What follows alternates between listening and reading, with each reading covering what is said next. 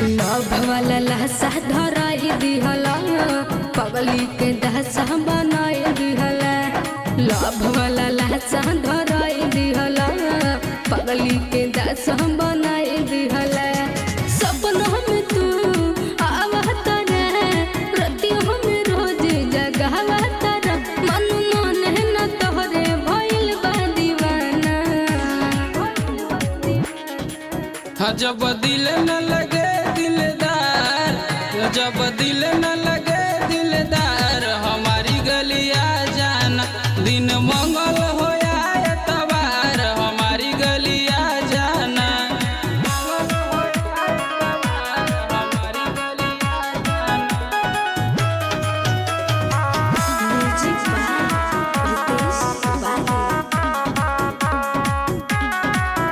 अरे सुरहु घरी अब तो तुहरे ध्यान बा।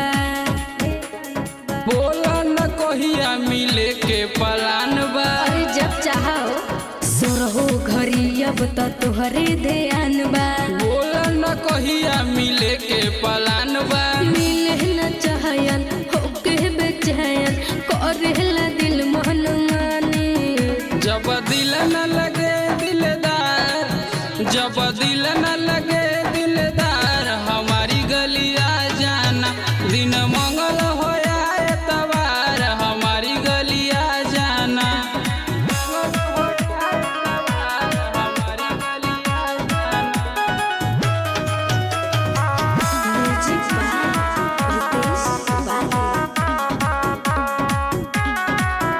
अरे भाई कसाई बाऊ करे से डर बा।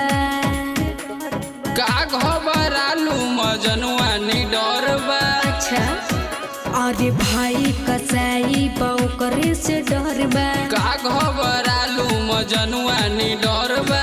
जाने जे कोई जाने कहोई होखे लगी बदनामी।